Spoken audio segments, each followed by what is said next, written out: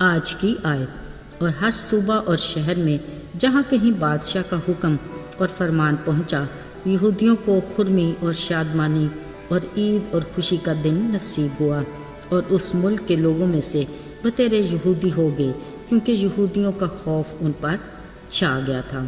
Esther 8 باب 17ویں آیت۔ عزیزو، کہا جاتا ہے جو کسی کے لیے گڑھا کھودتا ہے اس میں خود گر جاتا ہے۔ یہ مکافات عمل ہے جو ہر صورت پورا ہو کر ہی رہتا ہے۔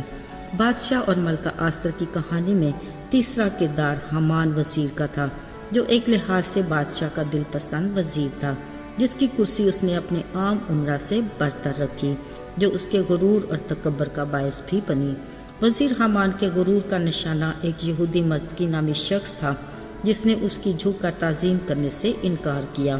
یاد رہے، عزت اپنی جگہ، لیکن مرد کی اپنے خدا کے سوا کسی انسان کے آگے جھکنا نہیں چاہتا تھا۔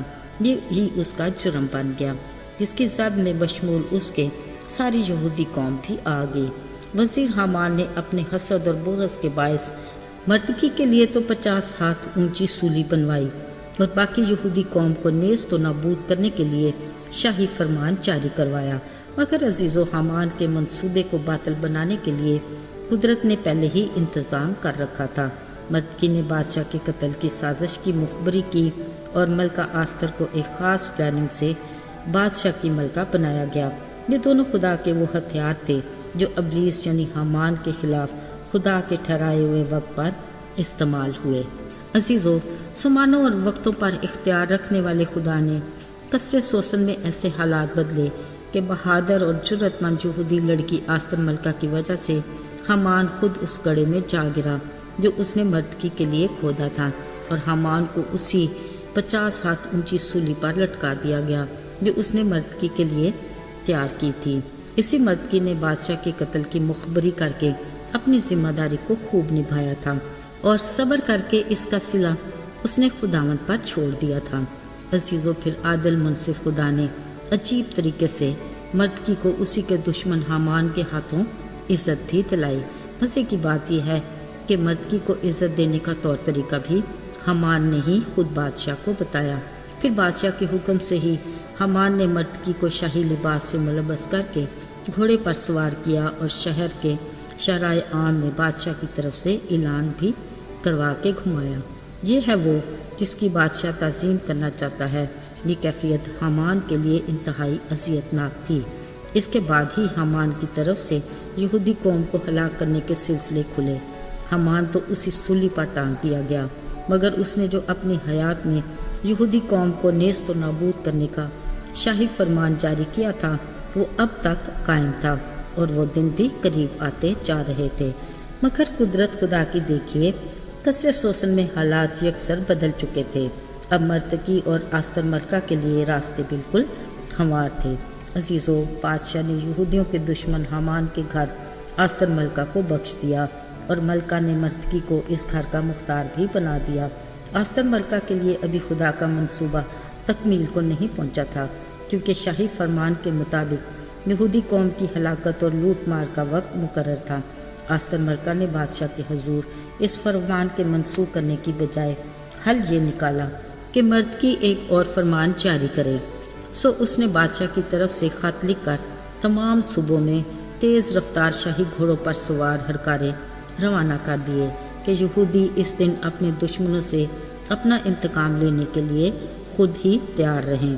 عزیزو، اب کے مردکی جب شاہی خلت اور سونے کا تاج پہنے نکلتا تو سوسن شہر نعرے لگاتا، یوں یہودیوں کو رونق، خوشی، شادمانی اور عزت ملی۔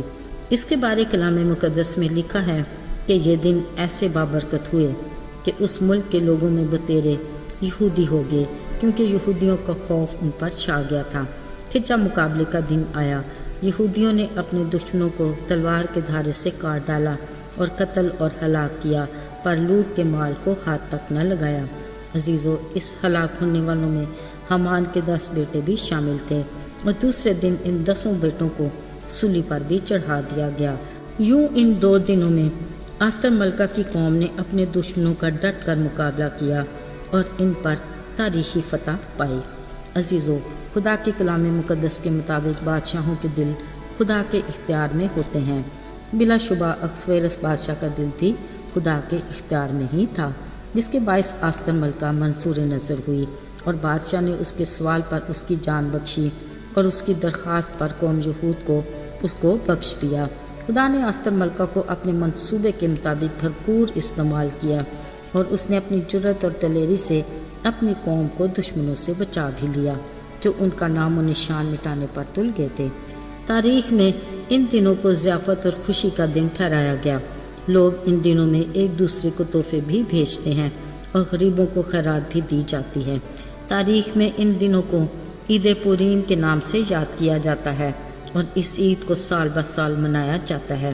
عزیزو، اخشویروس بادشاہ اور آستر ملکہ کی کہانی میں اونچ نیچ تو آتی رہی، مگر ہر قدم پر خدا ساتھ رہا، جس کے باعث خدا کے لوگوں کو کامیابی ملی، کیونکہ خدا اپنے لوگوں کو نہ تو کبھی چھوڑتا ہے اور نہ ہی ان سے دستبردار ہوتا ہے۔ یہی ہمارے دل کی تسلی اور ہمارے ذہن کا سکون ہے۔ آئیے دعا کریں۔ اے ہمارے آسمانی باپ، ہم تیرے شکر گزار ہیں کہ تیری آنکھیں ہم پر لگی رہتی ہیں اور تیرا ہاتھ ہماری مدد کے لیے آگے بڑھا رہتا ہے۔ ہمارے لیے تیرا یہ وعدہ ہی بڑا قیمتی ہے کہ تو نہ کبھی ہمیں چھوڑے گا اور نہ کبھی ہم سے دستبردار ہوگا۔ ہمیں اپنے میں مضبوطی سے قائم رکھ۔ یسوع کے مبارک اور جلالی نام میں ہم مانگ لیتے ہیں، آمین۔